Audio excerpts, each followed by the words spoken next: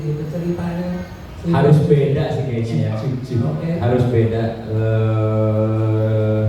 Ya banyak hal yang udah kita lewatin. Pertama momentumnya yang kemarin mungkin kita lewatin bersama-sama, ada pandemi gitu kan, dimana sebetulnya mungkin sebagian besar orang-orang yang melewati pandemi ini juga banyak yang shifting gitu kan. Ya itu bagi-bagi ini gitu. Mungkin kami juga salah satu yang terdampak untuk melakukan hal-hal yang baru, benar kayak gitu. Terus udah gitu ya salah satu yang men-triggernya sih dari situ. Udah gitu eranya juga sekarang udah berbeda dengan umur kita yang hampir 20 tahun. Dengan 10 tahun yang lalu saja mungkin eranya sudah berbeda. Jadi mungkin The Changcuters juga perlu shifting lah ibaratnya gitu, atau upgrade gitu, progress kayak gitu. Ya mungkin itu yang akhirnya men-trigger kenapa akhirnya singlenya si Memang Beda ini menjadi duluan kita keluarin gitu. Tapi kalau tadi dengan dari lagunya emang nuansa saya kayak beda, belum ada balik ke 70, 60 gitu-gitu ya. Kurang lebih seperti itu ya. PHS tadi dan Iya. Jadi memang kita tuh setelah ya selama dari pandemi akhir 2021-22 itu udah mulai workshop lagi sebetulnya. Mencoba untuk meramu materi-materi kita di album materi selanjutnya lah ya, materi yang baru gitu. Terus apa nih, seperti biasanya kita mencari hal-hal yang kita ini kan emang kebiasaannya kalau misalnya bikin karya tuh kayak ini udah pernah nih kayak kita bikin ini udah pernah ya gitulah. Ya itu menurut kita lah ya gitu, maksudnya udah pernahnya menurut kita gitu kan. Sampai akhirnya dari beberapa sampel lah yang udah kita kerjain, beberapa draft yang karya yang kita kerjain, si Memang Beda ini yang mungkin menonjol bisa kita lempar duluan gitu untuk sebagai perwakilan untuk menunjukin bahwa The Changcuters keluar dengan tampilannya kepengennya sih lebih fresh gitu, The Changcuters yang lebih fresh gitu. Kayak gitu aja sih. Kalau saya pribadi memang pas melihat kan Changcuters tuh selalu khas dengan lagu-lagu yang punya anthemic part gitu loh ya, untuk dinyanyiin bareng-bareng. Tadi juga ada gitu. Ada. Ya segala macam. Tapi memang secara sound beda, drum bunyi beda. Beda tuh. Kilat gitu kan. Masa jadwal tiap hari kan. Standar anak band lah ya. Standar anak band. Semuanya upgrade. Jadi dari situ harapannya bisa mengadakan sesuatu yang beda juga gitu. Iya benar gitu. Benar gitu.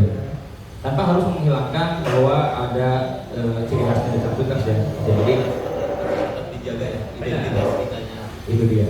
Kan kalian sebenarnya tadi kita ngobrol di belakang tuh, aku punya pendapat bahwa Changcuters selalu berhasil lolos tuh dari tren-tren zaman gitu loh. Kayak dulu tuh di luar itu misalnya ada Bon Jovi ya. Bon Jovi kan selalu lolos aja gitu. Kita udah punya Justin Bieber, Bon Jovi tetap turnya paling laris gitu ya. Hari ini Changcuters kayak ada di, mungkin bukan seperti Bon Jovi more or less, tapi selalu berhasil keluarnya dari tren gitu. Ada terus dengan semua pembaruan itu gitu. Emang by design emang seperti itu di Changcuters, membuat diri kalian seperti itu. Jadi ya hanya ke si John dulu deh ya, John Jovi. Kita yang kita. Dalam yang paling pertama kita pengen ucapin sebetulnya alhamdulillah dulu ya, karena mungkin gak semuanya yang tadi lu bilang juga kan lolos di setiap era. Kayaknya gini, gampangnya gini deh. Mungkin setiap band atau setiap musisi itu selalu berusaha untuk mengupgrade karyanya dan berharap bisa diterima di era yang baru. Kalau gua rasa seperti itu. Kami pun sebetulnya intinya seperti itu gitu. Kami pun seperti itu. Kami tetap keep up dengan updatean sekarang. Tren-tren yang terjadi gitu tetap kita cari tahu. Cuman kita ini tidak memaksakan diri, kan ada pilihan sebetulnya. Apakah kita akan tetap menjadi The Changcuters yang rata-rata personilnya umurnya udah 40 tahunan gitu. 2 kali umur perjalanan ya. 2 kali umur perjalanan, benar. Atau ya kita mencoba untuk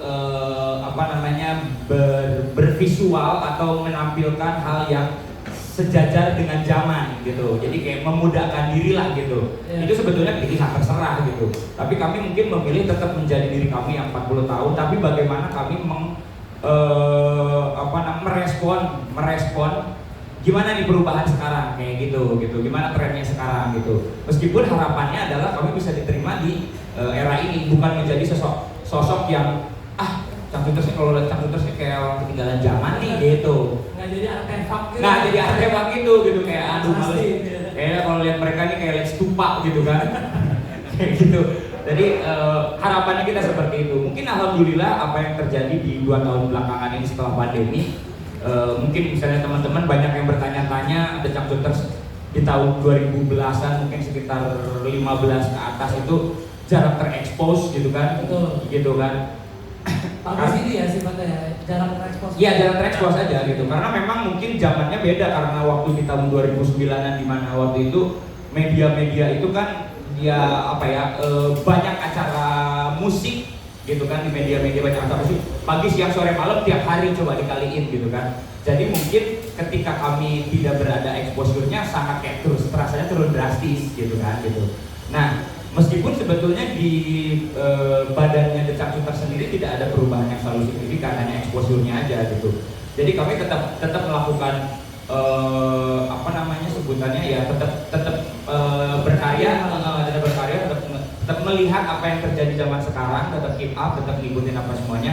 Mungkin memang takdirnya baru terasa setelah hasilnya itu terasa setelah pandemi kemarin gitu. Akhirnya kami bisa kembali ke liga yang zaman sekarang ada gitu. Liga loh. Iya gitu. Jadi terangkat lagi lah ibaratnya gitu. Ya pasti mungkin tambahannya kita tetap konsisten, komitmen dengan kitanya bersama, tetap berkarya. Jadi sesuatu itu menunjukkan ada karena kita berkarya. Ya. Itu aja sih. Jadi jangan pernah putus untuk tetap berkarya. Makanya kita komitmen sampai sekarang tetap menunjukkan buah-buah karya yang baru. Itu bisa saya pastikan sih, walaupun mereka secara exposure media mungkin nggak muncul di TV ya atau di mana, tapi offline jadwalnya sih, waduh, booking hari ini dapat tahun depan ya. Itu kayaknya tertanam terus nih ya. Pribadi yang akan saya pakai keluar terus dong. Gitu jadi. Ya. Belum pernah turun. Nah, kalau ngomongin memang beda secara kreatif, instrumen ada highlight tertentu nggak sih? Kayaknya kan sound yang keluar ya memang beda gitu kan dari album terakhir misalnya gitu. Secara equipment ada yang berbeda juga nggak? Gue buka dulu pertamanya ya. Mungkin satu hal yang paling kita terasa ngerjain sih memang beda ini tuh karena pertama kita punya studio sendiri. Sekarang punya studio sendiri. Sebenarnya udah dari beberapa tahun yang lalu, cuman ini karena kita baru pindah, kita bangun studio yang jauh lebih proper lah, lebih enak, lebih nyaman, sehingga ada spirit baru kali ya, ada spirit terus sudah gitu ya rasa untuk nguliknya gitu lebih nyaman aja gitu. Jadi ya ini gini kalau misalnya ngomongin teknis lah ya, cuma curhat aja gitu. Dulu kita kalau misalnya bikin karya itu kayak kita ada lagu terus kita bikin demo dulu, terus nanti sampai udah beberapa lagu akhirnya kita record gitu kan, kita rekam secara yang benernya. Kalau kemarin ini ngerjain ini kayak ya take drumnya dulu udah jadi nih, misalnya bagannya dilatihanin belum direkam, take drum. Ada yang kurang cocok bisa kita bongkar kayak gitu-gitu. Fleksibel banget gitu, nggak ada ini. Jadi ya mungkin itu yang akhirnya kayak salah satu vibes yang tertanam di situ. Sisa teknis. Silakan Pak Gilio. Kalau secara teknis sih sebetulnya nggak ada sih, masih seperti di Cangcuters biasanya gitu. Cuman mungkin apa ya, dari songwritingnya, dari sound ya. Dari ini sih sudut pandang sih, kita mencoba nyari sudut pandang lain. Terus kalau misalnya mungkin didengerin ada nuansa ada stucknya gitu, tapi kita nggak mau terjebak secara general, makanya cari gimana yang biasanya kan kita di Cangcuters ini musiknya tuh suka ngikutin fashionnya gitu. Betul. Nah jadi si musik kita sebelum kita bikin musik ini biasanya kita bikin dulu fashionnya dan konsep secara apa namanya itu aksi panggung juga. Komunikasi visualnya. Nah, bikin gimana trik kita bikinnya? Oh yaudah kita bikinnya seperti ini. Kita sesuaikan ke musik. Tapi di musik tiba-tiba kenapa ada elemen ska atau reggae-nya gitu atau itunya, makanya kita ya kita satukan lah gitu. Jadinya memang beda. Benar emang gitu terjadi. Itu sesimpel itu sih. Emang terjadi. Bukan salah equipment ternyata ya, memang point of view-nya aja waktu penggarapan. Iya. Mungkin kalau kita dikasih equipment yang top end juga kalau paling high end akan hasilnya gitu aja sih. Bener nggak sih? Iya. Secara musikalnya Iya. gitu. Cuman ini ya sudut pandang dan yang tadi itu dari visualnya apanya. Akhirnya memilih ada elemen ska di dalamnya, kenapa tuh? Karena yang Hasil bertambah dari mana tuh? Nah, karena kayaknya di lagu-lagu Changcuters tuh jarang ada. Belum ada ya? Iya, belum ada. Ada di lagunya Oh, iya. Yoyo Olahraga. Ada itu. Tapi di bagian interlude-nya doang. Iya, iya benar juga. Ada. Lagu sebelumnya masih ada ya? Ada beberapa, cuman gak ada yang seintens inilah Nah, gitu. betul. Gitu. Jadi, tapi itu juga sebetulnya bukan hal yang itu direncanakan tapi tidak disengaja juga gitu. Jadi kita tuh kadang-kadang kalau nge-aransemen itu berhenti sampai semuanya ngerasa udah enak nih gitu. Berarti mah ngerasa enak gitu. Baru stop ya? Iya, jadi kalau untuk urusan berkarya sih kami memang mendahulukan egonya kita duluan gitu. Kita senangnya sampai mana kalau emang udah senang semuanya, udah sepakat, ya udah sampai di situ aja gitu. Kayak gitu. Jadi waktu ada ini ya kan namanya gimana ya? Saya coba ya. Ngegambarnya ketika workshop tuh kadang-kadang sambil nyari kan kadang-kadang begini terus tiba-tiba ada ngirahin nah gitulah bahasanya kita lah gitu. Ngirahin nah segitu kan gitu cekan nah gitu teman-teman. Iya. Celutukan itu yang bikin oke bungkus kayak gini aja. Iya, bikin sepakat, bener kayak gitu. Itu khasnya Changcuters banget lah kalau workshop tuh kita gitu. Biasanya kayak gitu selalu kayak gitu. Punch-punch itu ditentukan dari tadi ya? Dari tadi iya gitu. Jadi itu kenapa kita kalau bikin karya ini memang selalu harus workshop gitu. Karena kadang-kadang yang punya ide itu nggak cuma dari satu orang. Kadang-kadang misalnya tiba-tiba siapapun lah dari antara kami berlima yang nyeletuk apa itu kayak menjadi satu hal yang penting banget gitu. Jadi malah inti gitu. Tadi kan dibilang ini ingin kasih pesan yang beda juga lah ke teman-teman Rangers gitu. Ya. Nah, ketika rilis kemarin kalau nggak salah tanggal 7 Desember, gimana respon yang so far diterima sama teman-teman dari Rangers? Alhamdulillah. Sebentar ya tadi gue gara-gara ditanya sama lu, lupa saya mau menyapa buat teman-teman semua media yang sudah pada datang. Terima kasih banyak. Kalau beri tepuk tangannya buat semuanya. Tangan ya baru pengen sekarang baru berapa pertanyaan. Gue orangnya gitu, kalau udah ditanya langsung jawab. Suka lupa depannya dulu makanya nggak cocok buat pidato. Kurang basa-basi anaknya, jujur. Oke, apa tadi gimana? Respon ya. Respon Rangers so far positif semua ya, enak, asik terus. Jadi ini tuh lagu udah sengaja kita bocorin waktu itu terakhir kita pertama kali dibawain di panggung, bahkan belum dirilis waktu itu di acaranya Pesta Pora sengaja gitu. Oh, akhir tahun itu. Jadi Oktober ya, benar Oktober gitu. Jadi emang sengaja kita bawain karena gini, ada satu hal yang kepengenannya si The Changcuters untuk di materi-materi berikutnya mungkin salah satunya dari yang dulu deh, dari yang memang bedanya dulu.